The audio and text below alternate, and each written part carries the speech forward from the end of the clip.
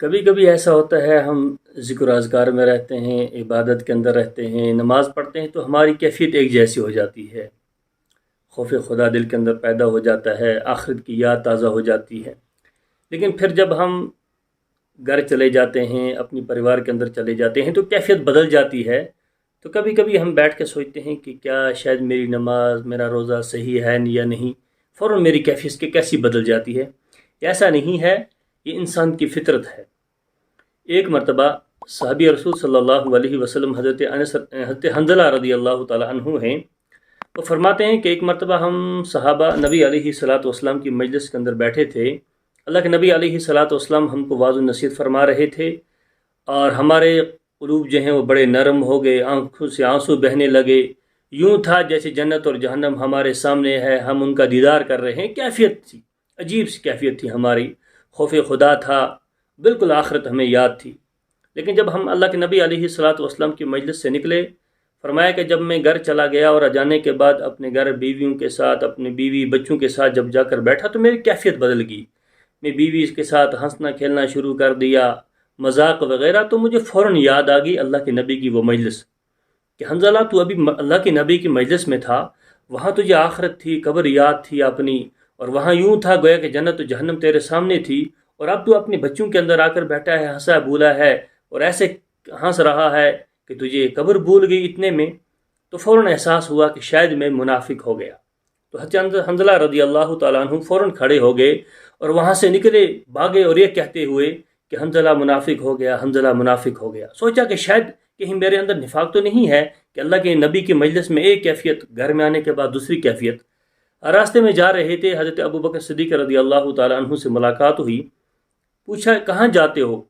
کہا میں شاید منافق ہو گیا۔ کہا سبحان اللہ، یہ کیسی بات حنظلہ، تم کیسے کہتے ہو کہ تم منافق ہو گئے؟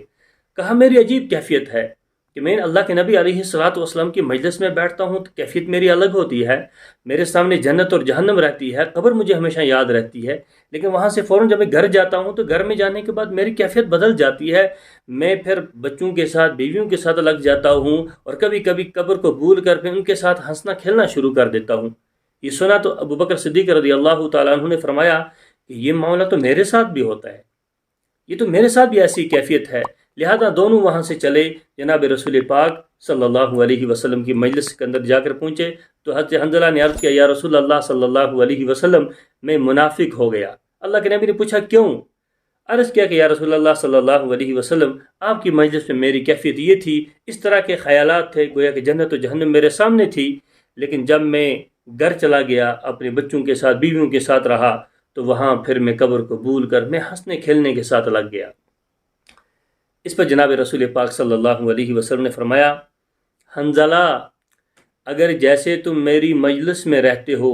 اگر ایسے ہی تم گھر میں بھی جا کر رہتے، یعنی وہاں بھی تمہاری کیفیت یہی ہوتی، تم دنیا کو بھول کر ہمیشہ آخرت کی فکر میں لگے رہتے، آخرت ہی تمہیں یاد رہتی، جنت و جہنم تمہارے سامنے ہوتی، تو پھر فرشتے تمہارے بستروں پر اور تمہارے راستے پر تم سے مصافحہ کرنے آ جاتے۔ لیکن حنظلہ ایسا نہیں ہے، یہ انسانی فطرت ہے کہ انسان جب اپنی پریوار میں جاتا ہے، یہ دنیا کے اعتبار سے کہ وہ انسان دنیا کو بھی یاد رکھتا ہے، اپنے بال بچوں کو بھی یاد رکھتا ہے۔ تو یہ انسانی کیفیت ہے، یہ انسانی فطرت ہے کہ کبھی انسان جب گھر کے اندر چلا جاتا ہے، انسان کو بس قبر بھول جاتی ہے، تھوڑی دیر کے لیے انسان ہنسنا کھیلنا شروع کر دیا، تو یہ ایمان کے منافی نہیں ہے۔ ایمان کے منافی یہ ہے کہ انسان پوری زندگی ایسا ہی لگا رہا، عبادت نہیں، روزہ نہیں، ذکر و اذکار نہیں، پھر دنیا کے پیچھے پڑا رہا، تو وہ انسان کے اس ایمان کے منافی ہے۔ لیکن اگر انسان عبادات کے ساتھ ساتھ حلال